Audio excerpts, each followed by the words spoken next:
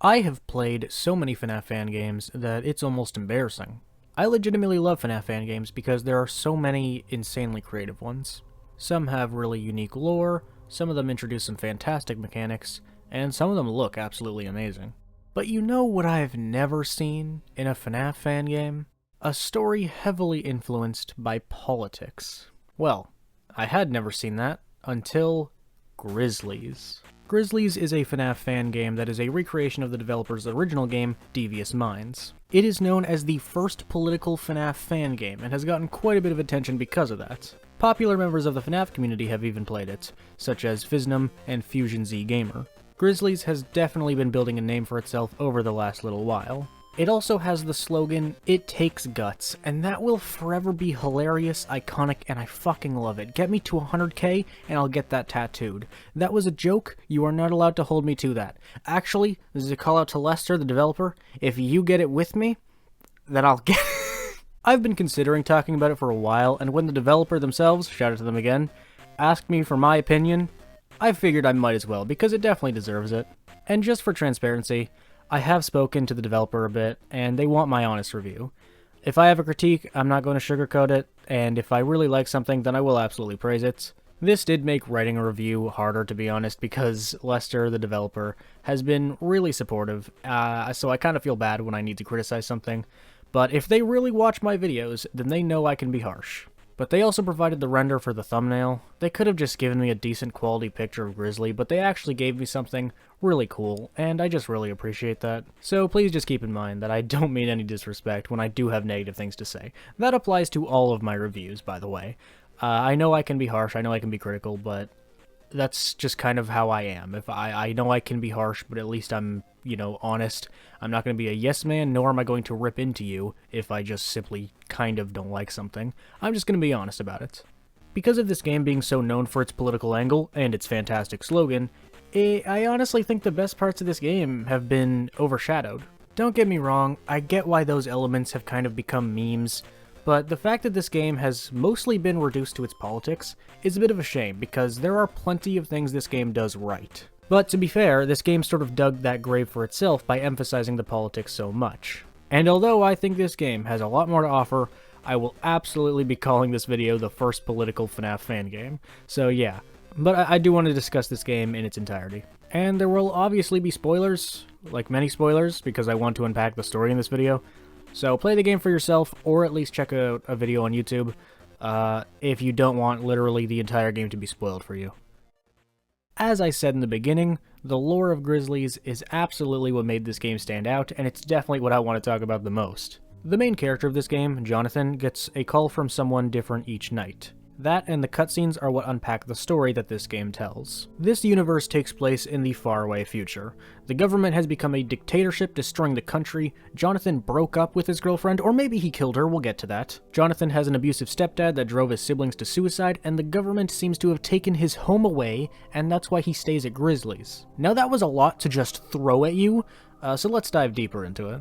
First of all, this game definitely goes too far with the political angle. I feel the need to get that out of the way before I get into anything else. Again, that definitely makes it stand out, but I legitimately enjoy this game's lore, but the politics just makes it too hard to take seriously a lot of the time. It's meant to build the world that this takes place in, but it's focused on so much that it sort of makes the world crumble more than it does build it. For example, the Night 2 phone call is basically just for the game to talk about politics.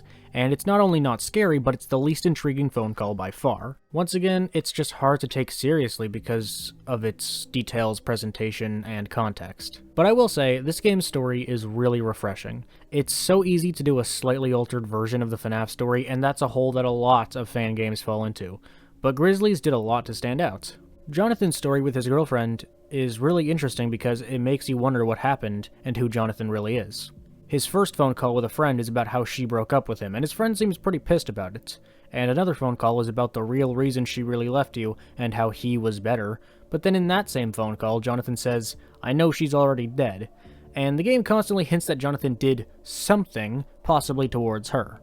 My theory is that Jonathan's girlfriend left him for another man, and Jonathan killed him. The end of the game literally has the phrase, "It takes guts to kill a man who was starving," and I have no idea what that could mean. And I'm assuming Jonathan's girlfriend isn't a man, Maybe he killed them both, who's to say? That's just a theory. A game theory. Although I don't care much about the political focus of the story, the government's role in Jonathan's life specifically is also interesting. The end of the game implies that they killed him, and the final phone call is from the fucking president, so although that is ridiculous, as I've said, it's definitely different, it grabs your attention, and it's worth mentioning. The story is a bit of a mixed bag, but I do legitimately have so much respect for how much effort went into it. They clearly put so much effort into creating an original story, and although it's definitely imperfect, it has some great qualities. This game's story is just really fun to talk about. I've legitimately been theorizing about it every now and then since I first heard about it. I just think this world would be really cool to learn about and explore if it was more focused on individuals within the world, as opposed to some outrageous catastrophe caused by a hierarchy. What I think the developer needs to do is flesh out Jonathan as a character, and make the general dialogue and cutscenes have a greater focus on Grizzlys as a franchise in-universe. Because Grizzlys, despite being the name of the game, is the most empty part of the story. Jonathan and multiple other people have dialogue, there's a story with Jonathan and those other people, there's the story of the government, and then there's Grizzlys, which yes is Jonathan's business, but that's kind of it. The most we hear about Grizzlys is that Jonathan spent too much time working and that hurt his relationship. I just want there to be a more intriguing use of Grizzlys in the plot. Unless Grizzly being in the suit actually ties to the president as a plot device, and in that case, that is a little bit too weird. I'm not sure how you could explain that one. So like I said at the beginning, Grizzly's story is actually pretty great without the politics, but since the politics are so unusual, that's really all anyone talks about. Which again, I don't like. This story has a lot of depth, and you can see that through the cutscenes, and I find it really interesting. But I can't really blame anyone that didn't want to give it a chance, because a phone call discussing the election is just a really awkward thing to hear in a FNAF fan game. This world has so much potential, and I really respect the originality. I have my problems with it, and it's basically the same problem as most people's. However, I think there's a lot of quality in this story, and it's very easy to see how much work went into it.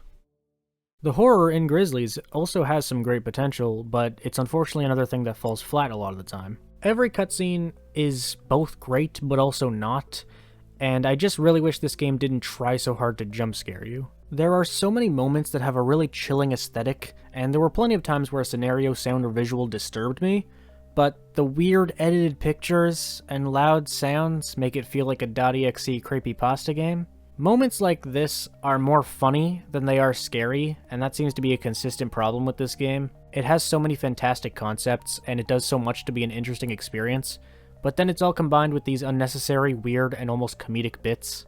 There are moments where the text and dialogue is also pretty frightening though. The end of the post-Night 1 cutscene is one of few examples of actually really good voice acting. It's not too over the top, which is the general problem with this game's horror. It's much more subtle and thought-provoking, and it makes for a solid cutscene and a solid attempt at horror. So we're about to move on to the cutscenes, which, spoiler alert, are fucking great. So I just want to say, keep doing these cutscenes, but just don't end them with these spooky pictures.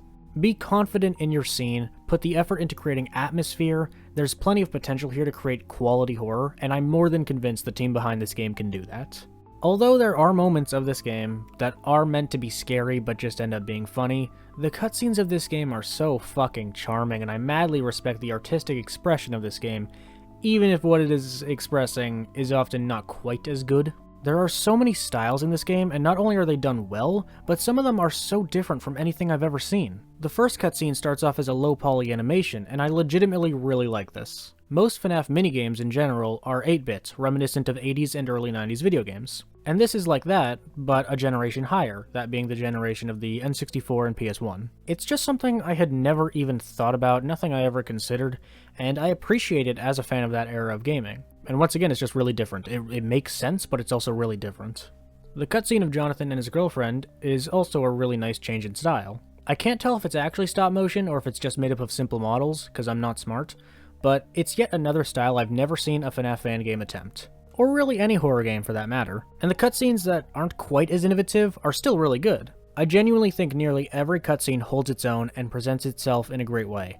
Again, I will restate my advice from before, just be confident in your ability to make cutscenes, and avoid using too much shock horror, because there is some legitimately phenomenal art going on in these scenes. Switching it up to talk more about the actual game, it's pretty funny we haven't actually done that yet. The game's overall atmosphere is nothing special necessarily, but I don't really have a problem with it at all. It's just not very memorable, unlike nearly everything else in this game, and I definitely think it could have had a bit more detail or a bit more style, but there's really nothing wrong with it. The cameras don't look great, and it doesn't really make the location feel special or like something that we should really be gravitating to. This is something I've seen in many FNAF fan games, but because of how interesting and original nearly everything in this game is, I would just like to see the actual location and atmosphere of Grizzlies be a little more interesting. As I said, I don't think the place looks bad, I just think it can be improved upon with a little more detail. Moving on to the sounds, we'll start off with the voice acting. Now, the developer of this game told me directly, as a warning, that the sequel will have better voice acting, so I don't think they will have a problem with me critiquing the voice acting. If I'm being entirely honest, it's not generally bad, but Jonathan in particular has the weakest voice acting, and that's a big problem because we hear his voice more than anyone's, and he's the protagonist. Now, unless this is some sort of genius way to imply that Jonathan doesn't have emotions and is some sort of sociopath, Jonathan literally displays zero emotion and keeps the exact same tone throughout the entire game. He doesn't sound mad when talking to his abusive family or the president that apparently took over the country and ruined his life. He never sounds sad when talking about his ex or his dead siblings. He just always sounds bored. The problem isn't that he sounds too calm, although there's an argument to be made there. He literally sounds bored out of his mind. Aside from that, the voice acting is at least okay. It's either okay or actually good, but the protagonist easily has the biggest problems in terms of voice acting, and obviously that's not good. Lastly, I want to mention this game's main theme. I have no idea what the music on the title screen is, or if it's original or taken from somewhere, but it's a fucking banger. Not only do I actually think the music is pretty good, it weirdly sets the tone for this game. It's not exactly happy, but it's also not super dark. It honestly fits the aesthetic of the Grizzlies location and blends in with the story's tone, despite not being that eerie. It almost sounds a little mysterious, which fits this kind of story, of course. And it has a bit of like lower pitch noises as well as higher pitch noises, and I just think the bounciness from those sounds just kind of makes for a dark feeling without being super dark, which I kind of feel like is a good way to represent this story. I don't know, I genuinely think the title screen music is great for the game. Now we finally talk about the gameplay. It might seem weird that it took me this long to talk about it, but trust me, there's very little to say. Now what's interesting, and I only added this in the final draft of this script, is that Lester, the developer of Grizzlies, told me that they had purposely made the game less eventful because the story and dialogue was meant to be the focus. And that doesn't surprise me, but I still can't really let that go if I'm expected to do an actual review, as, you know, this is a video game.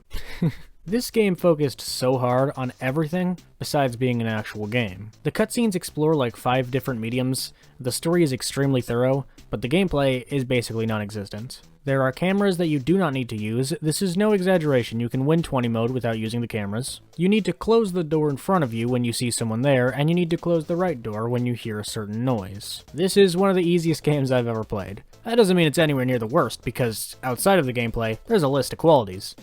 But it's up there with the easiest. And you know, I'm just gonna say this, I know it's gonna make people really mad, but I despite the gameplay, Grizzlies might actually be better than Security Breach. I can't really think of it another way. I guess Security Breach is more fun as a game, but I think Grizzlies might actually be better than Security Breach.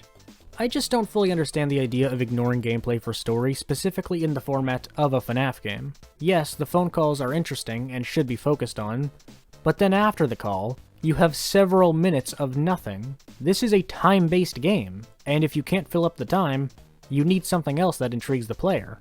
And it's honestly a shame, because if this game had good mechanics and fixed up its big problems that I've mentioned, I genuinely think this could be recognized as a certified classic in the community of FNAF fan games. The cheap horror needs to be held back, and the political focus should be cut for the most part as well, but if the complex original lore and combination of styles also came packaged with great gameplay, this would be an absolutely phenomenal game. With all that being said, Grizzlies 2 is in development, and I really hope it outperforms this one. I must reiterate that I really respect what this game did. The artistic expression is incredible, it just fell flat so many times that people find it easier to talk about its lows than its highs, even if the highs are really high. The cutscenes are so creative and interesting, but then there are some ridiculous and honestly bad scares at the end of them. so you end up thinking more about its shitty scare than its really good cutscene. Jonathan absolutely has potential as a character, and I think the story could be a great one, but it was too heavy on the politics, the horror often failed, and Jonathan's dialogue just wasn't always done that well. And the gameplay, well, there's not much to talk about. On screen, I'll put the teasers of Grizzlies 2 that have been released, and I must say they look great so far. Grizzly's new model is pretty high quality and much scarier than the original. Grizzlies is not a bad game. It has plenty of high moments. I think I've given it a pretty good amount of praise and criticism throughout this video. But I know it can be better. I know that this world can grow, and I want to see where it goes. I truly believe Grizzlies tried harder than most fan games, and that caused some problems, but overall, it's one of the most creative I've seen to date. I'm looking forward to seeing what Grizzlies 2 will have to offer. Although it's known as the first political fan game, that is honestly a shame. Grizzlies is a really creative fan game, and I really believe in its developer. Once again, shout out to them. They helped me out with the thumbnail and have been really supportive of me. I hope no one takes offense to anything I said in this video. Lester's Twitter and the official Grizzlies 2 GameJolt page are in the description. Follow Grizzlies 2 on GameJolt if you want to show the developers some support. That's going to be all from me. Let me know what fan games you'd like me to talk about in the future. Follow me on Twitter and Instagram, those links are down below. Subscribe and like, all that stuff. I will see you guys next time. Peace.